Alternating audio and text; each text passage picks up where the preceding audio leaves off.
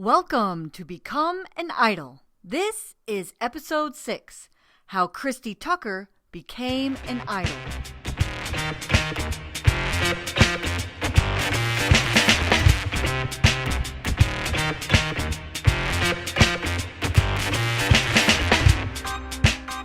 I am Dr. Robin Sargent, owner of Idol Courses, and this is the place where newbies come to learn and veterans share their knowledge. In this episode, I'll be chatting with the Christy Tucker about her experience transitioning from secondary education to instructional design and e-learning development. We'll be sharing tips for switching careers and landing your first job even if you don't have a degree or experience. You'll also learn how Christy Tucker became a name brand in the field of instructional design.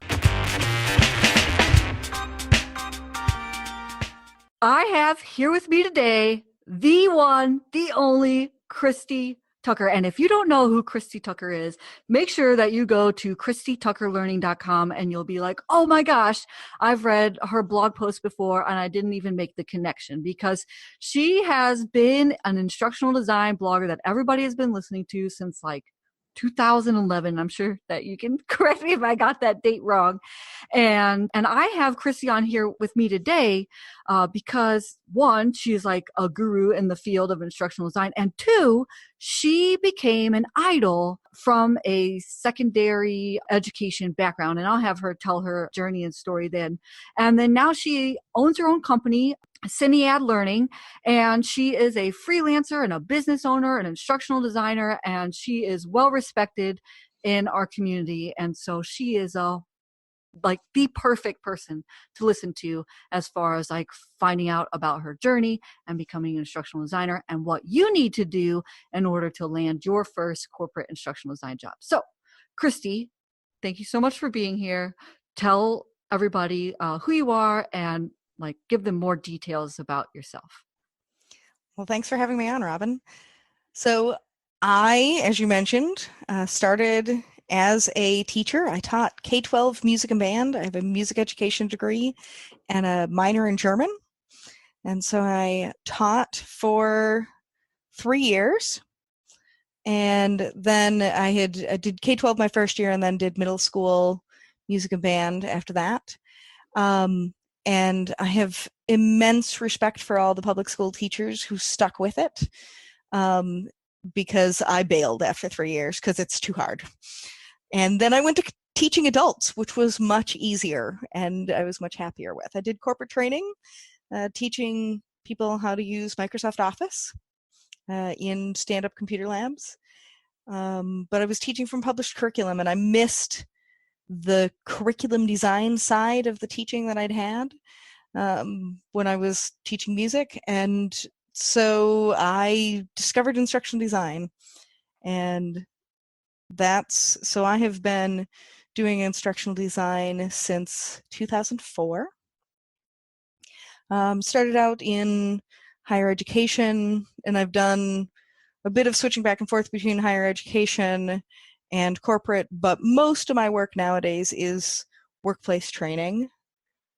And so I actually started blogging in 2006. It's even longer than that. 2011 is when I started my company, and so when I went independent. But I actually started blogging 5 years before that. I was creating a master's course on using social media, what we were then calling Web 2.0, for those of you who have been around long enough to remember that. I was writing a master's course for teachers going back to get their master's degrees and on how to use social media in teaching, and thought, well, if I'm going to tell all these teachers that they should use a blog because it's such a good learning tool, I should probably do that myself. And so I had no intention of having it really become a business or affect my career so much. It was really just originally for my own personal reflection and learning, and it has taken off from there.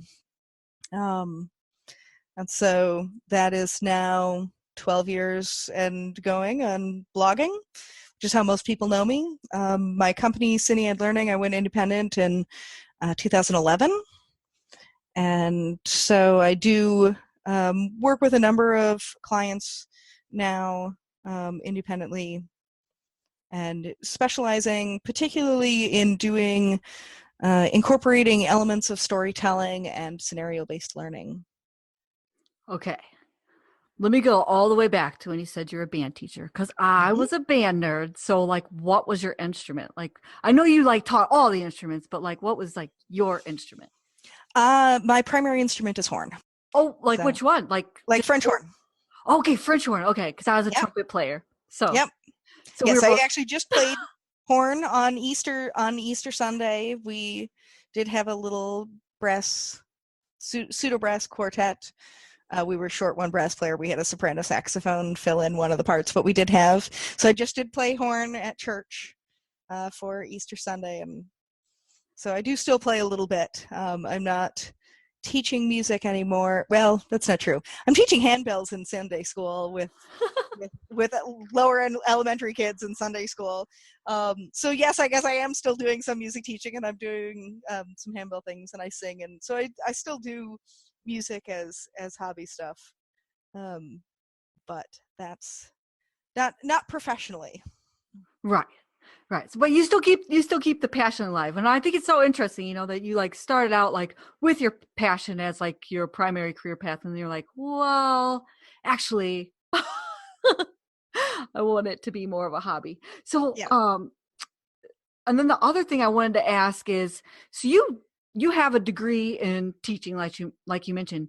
So you did not have to go back and get another degree to transition into instructional design. Is that right? That is correct.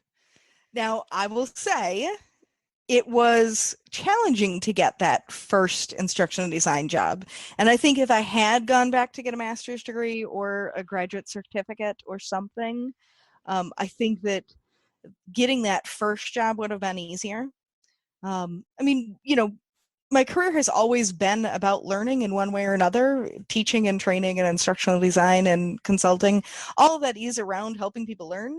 But making that transition from training into instructional design was challenging. It really did take me a full year to get that first instructional design job.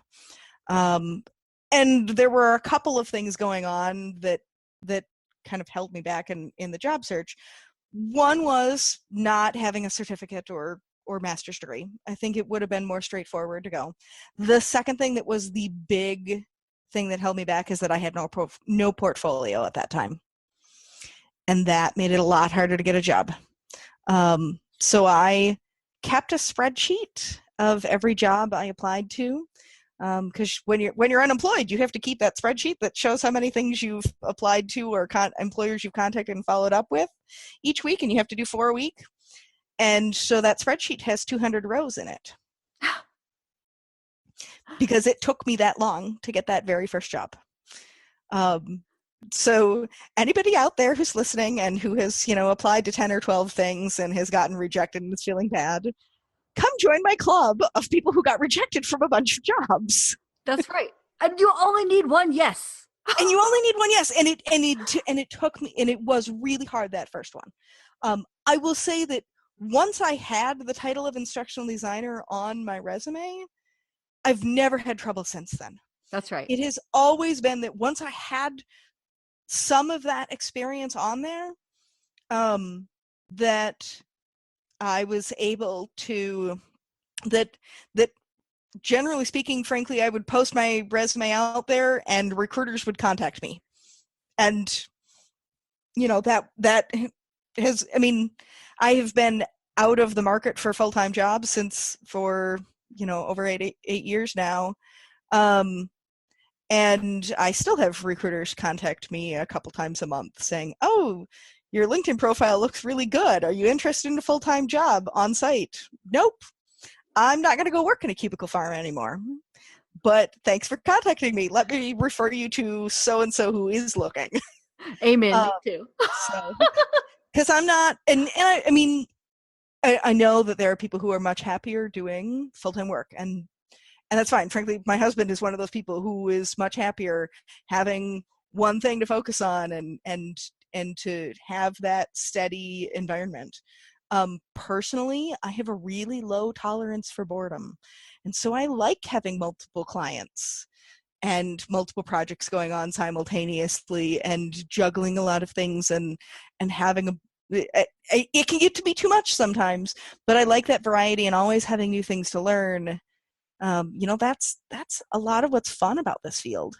Oh my gosh, I feel like we're like spirit animals or something, Chrissy. Like that is my same thing too. Is like I even would some of my bosses would say like, watch out if Robin's bored because she's gonna cause mischief, because I too have like a very low tolerance for boredom, and I do just try to like stir up things a little bit when I get bored. And that's also why I got into it too, right? Because like you get to learn new things all the time. And if you like change your job or like you are a freelancer, then you have different client projects. And that's actually like the same thing for me. It's like that's why I like went into freelancing, because like you work for a software company and then like all you're doing is creating like training for that software, or like, Absolutely. and like on and on, like whatever industry it is, you just that's what you're training on.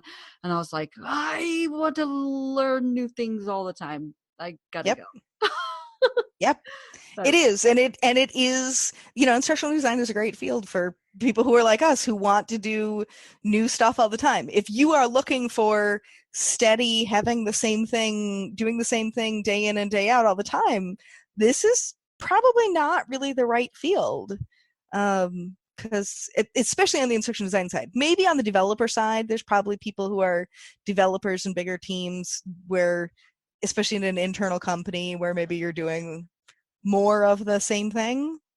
But I mean, I love having the new stuff, because there's always new things to learn. There's new research on learning. There's new technologies. There's new subjects of stuff. I mean, my current stuff, I have been overbooked right now. I said yes to too many things. I know you're probably familiar with this problem too. I said yes to too many things, but I'd had a course on neonatal abstinence syndrome, which is newborns going through withdrawal from opioids. So a course on that for home visitors.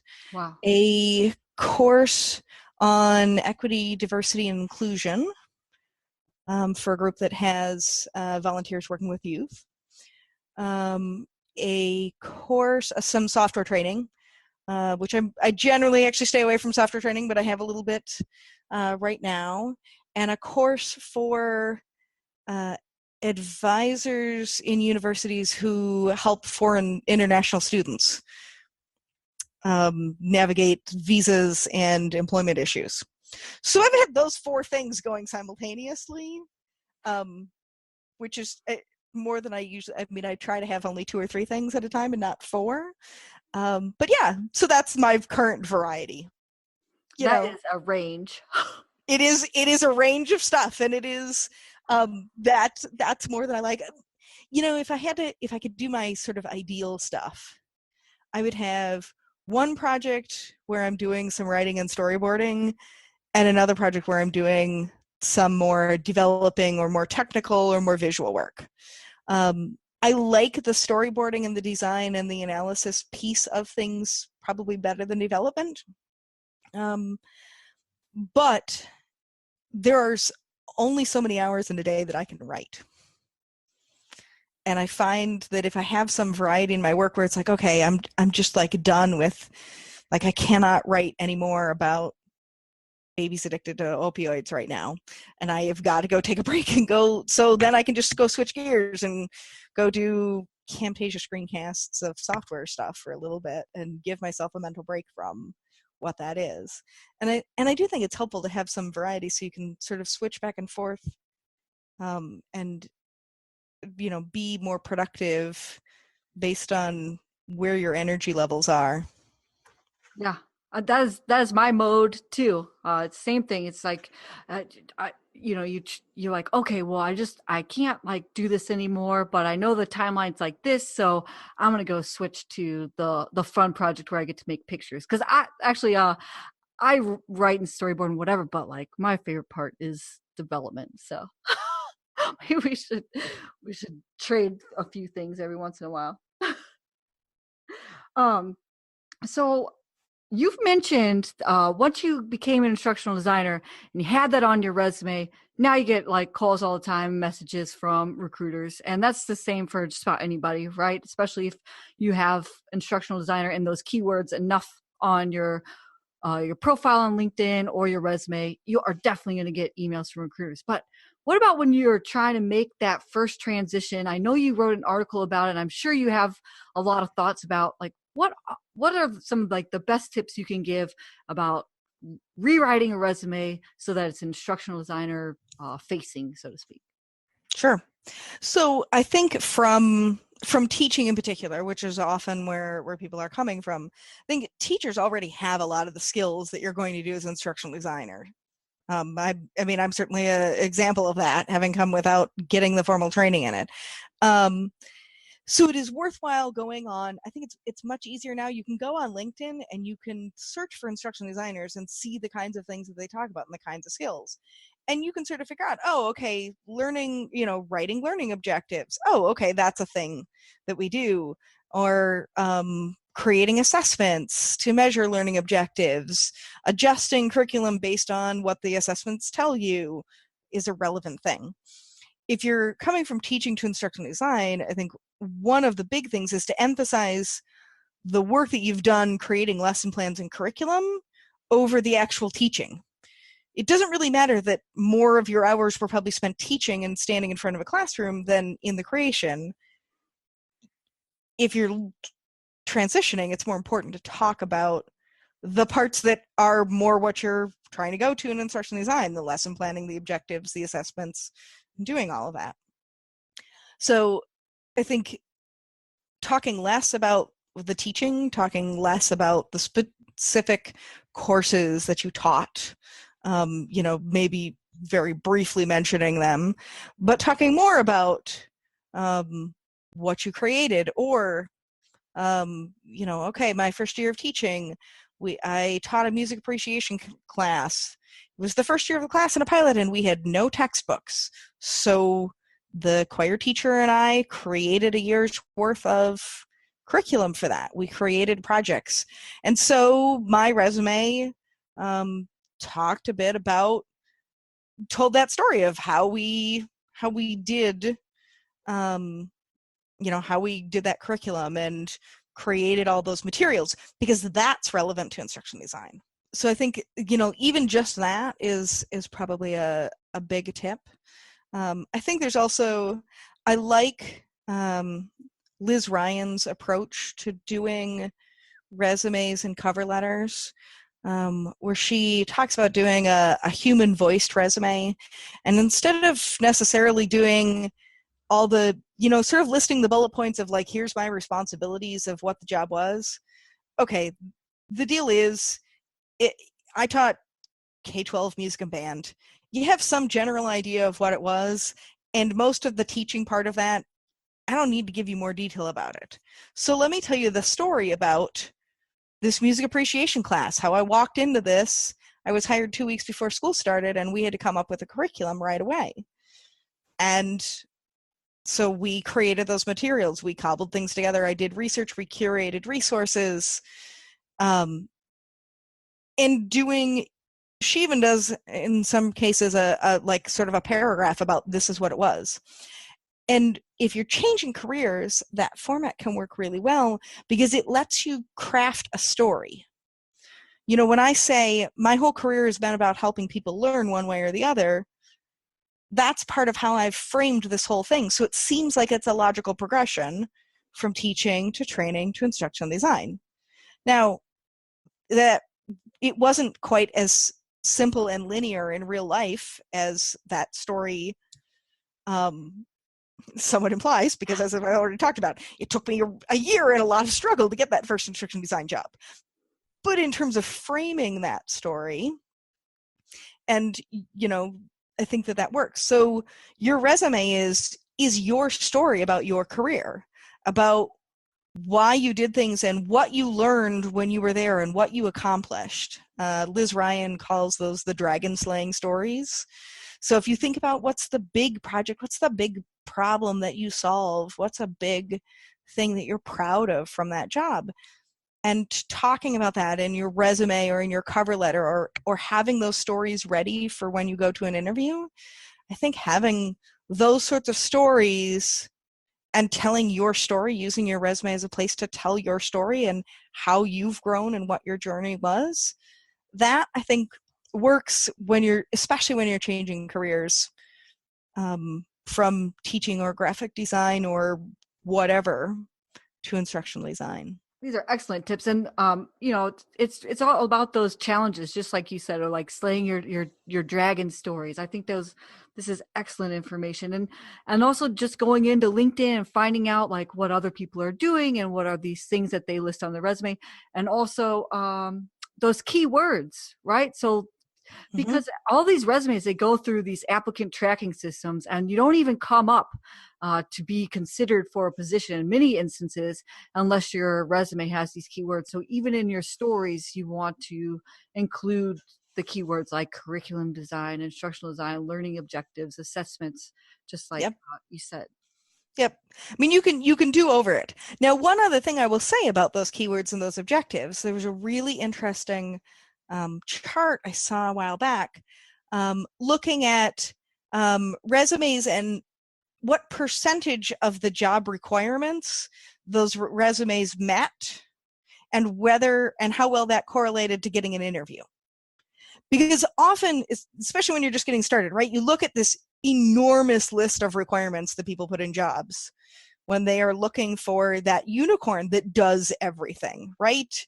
It's the person who does analysis and design and is, whiz bang with development and can do storyline and JavaScript and video and will record their own audio and can code the LMS from scratch in HTML, right? Like those are what the job listings look like.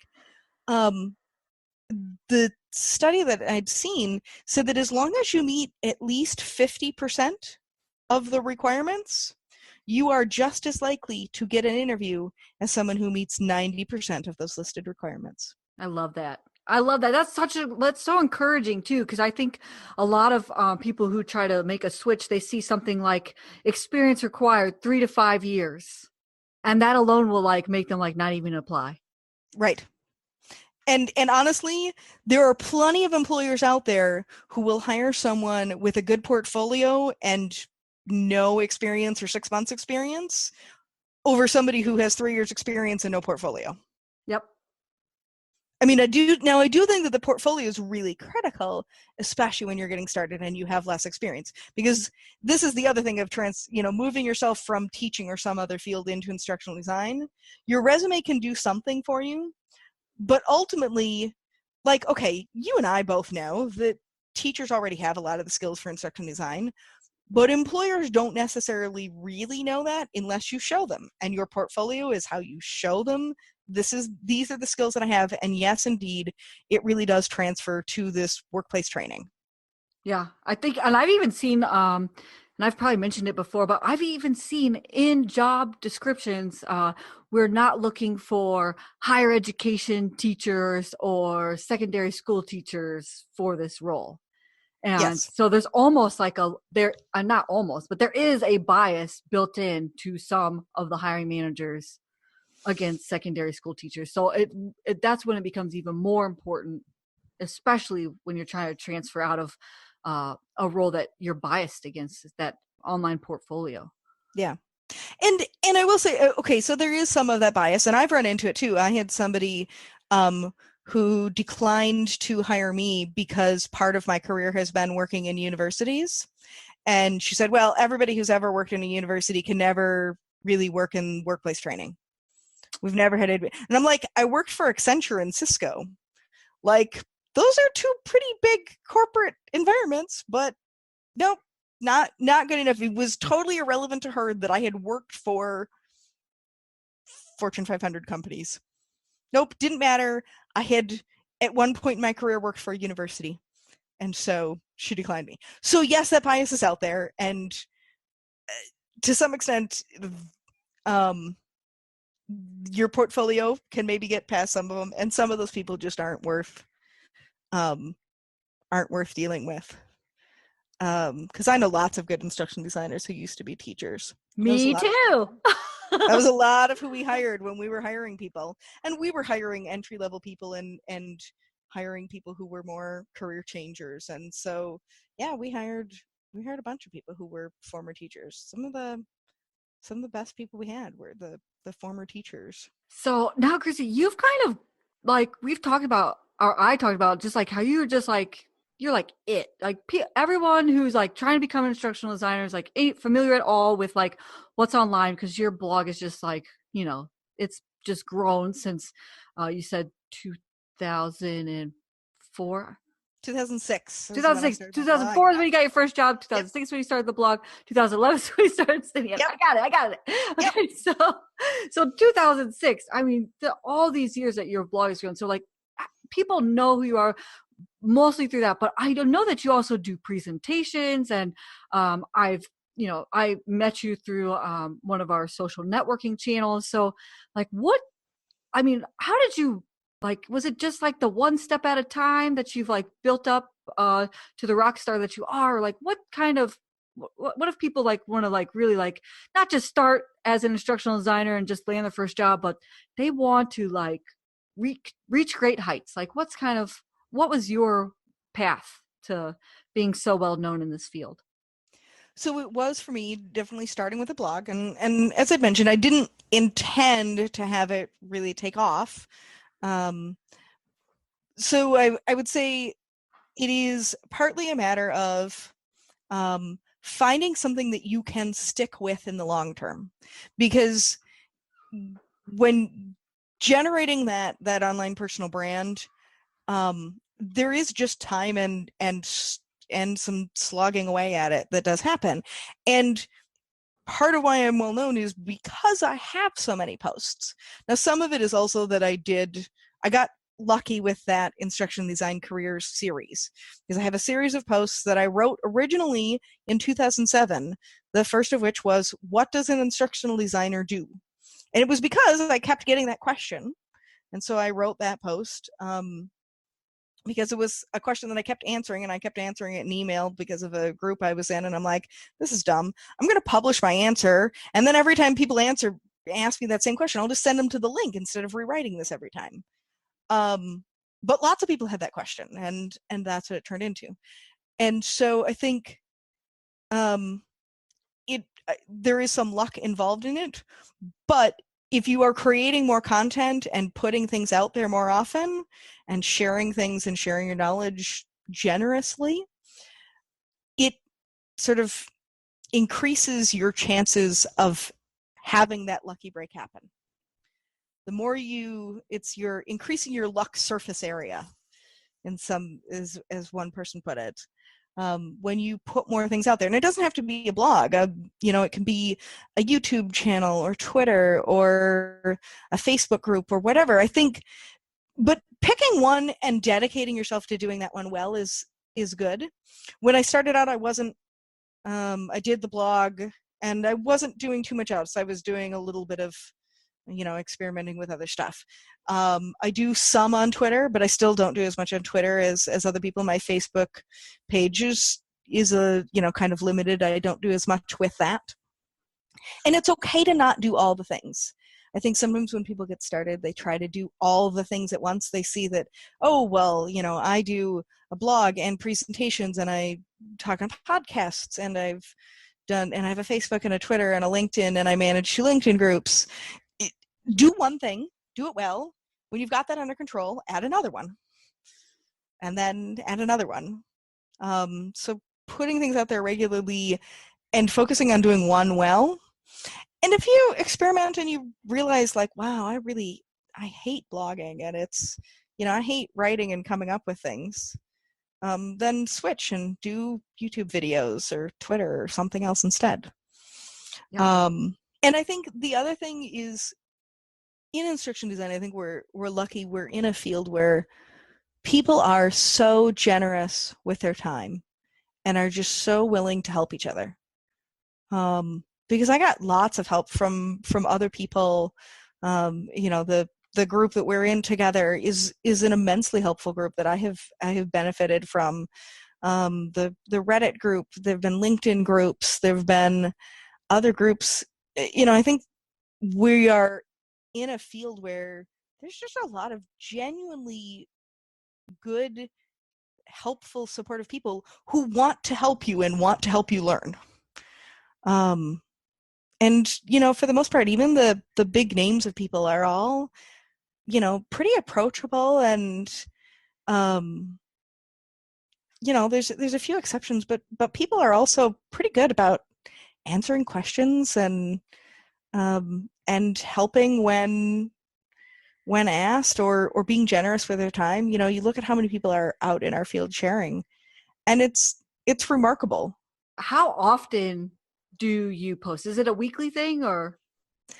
I had been doing every other week for a long time, but I am doing every week now. I'm currently I've been updating some of my old posts.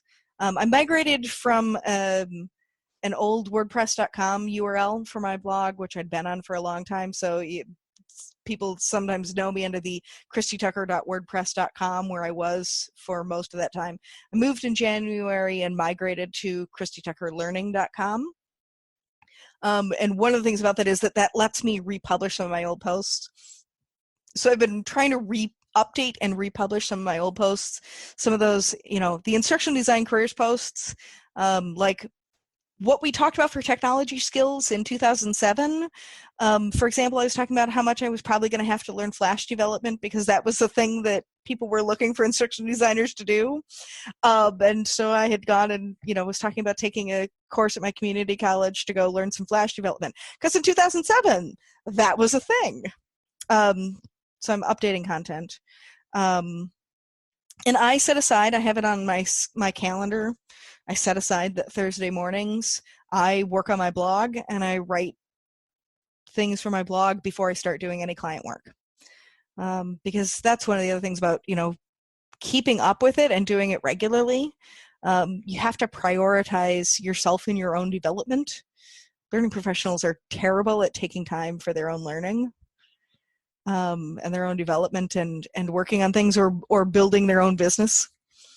So I just set that time aside that I'm going to do like an hour or more on Thursday mornings and just work on my blog.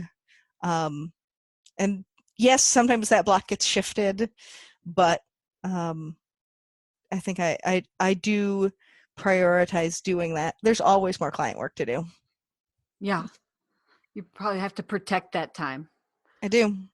And so, speaking of technology, so there is a debate that many people have about, like, do you actually need to learn an e-learning authoring tool when you're trying to land your first job? I know what I say. What do you say? So this has been a debate for quite a long time, because again, when that series of blog posts, this was a big debate in 2007. That was the other part of why things took off, was because I started this controversy by saying, yes, you need some technology skills. Agree. So I'm going to quote Wendy Wickham here. More skills equals more opportunities. And so the more you have, the easier it is for you to get a job. It used to be that, graphic designers could do things completely on paper and that they didn't need to do digital tools. And there got to be a point where you couldn't move forward as a graphic designer without having some technology skills.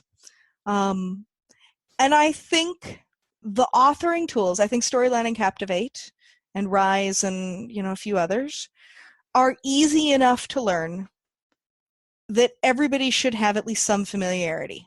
I do not think that everybody has to be the super guru at creating your own custom illustrations for things. I do not think that everybody has to be able to do super complex variables and coding the JavaScript, especially not starting out. But I think you do need to be at least familiar with one of those tools, because so many jobs are in a smaller company. You are likely to be doing a little bit of everything. If you are somebody who really is dead set that you don't want to learn technology, that means that your opportunities are going to be restricted to larger companies and e-learning vendors. Because in larger companies with big teams, you divide up the work more. And I do some of that where I have a vendor that I still do some subcontracting work with, where I do the design document, I do the storyboarding, but then it gets passed off to somebody else to do the storyline stuff. And I don't do any development for them. Because it's split up. And so they have somebody else who does the technology. So you can find those jobs. But I think it is more realistic to find your first job if you can do at least the basics in Captivator Storyline. And by the basics, I mean you have spent 5 to 10 hours trying to learn it. I do not think that 10 hours learning software is an unreasonable expectation for people. Yeah, this is excellent. Okay, Christy, what are your final and best tips for people who want to become idols? I think that really remembering that we have this great community of people online in all of these different communities, the eLearning Heroes and Reddit and LinkedIn and Twitter, and to go out there and network and interact with people. A lot of the work that I find, especially now that I'm independent, is because I am helpful to other people, that I go and answer questions. And it's not that I am selfishly trying to help other people, just because I want to get business out of it. That's not the primary reason, but it does end up being that way. That when you are out there asking questions and giving people help, that people see you and they get to know you. And there is a lot of networking in this field. And so I think sometimes when people are just getting started, they'll worry about, going up to somebody at a conference. There was at the Learning Solutions conference, there was somebody who was nervous about going to talk to Clark Quinn. And I'm like, Clark is such a nice guy. I'll introduce you if you feel like you need it. But really, just go walk up to him and say hi. Because, all of these people, even, you look at the big names and who have published books, they're almost all very down-to-earth people and very approachable. And yes, sometimes we have to say no when it is can you spend 5 hours looking at my course and giving me really detailed feedback? Okay, I cannot say yes to every one of those requests because I get too many of them and I don't have time. But simple questions, go out there and ask, because there's a lot of really wonderful people in the field. And I think people who are new are afraid to take advantage of that. Yeah. Yeah, and that's one of the main reasons I love this field, because exactly what you said, and even like you coming on this show, taking time out of your busy schedule to help people become instructional designers. I can't thank you enough. So thank you so much, Chrissy. Well, thank you so much for asking me. This was a lot of fun. Thank you so much for listening. You can find the show notes for this episode at idlecourses.com. If you like this podcast and you want to become an instructional designer and online learning developer, join me in the Idle Courses Academy, where you'll learn to build all the assets you need to land your first job, early access to this podcast, tutorials for how to use the e-learning authoring tools, templates for everything course building, and paid instructional design experience opportunities. Now get out there and build transcendent courses.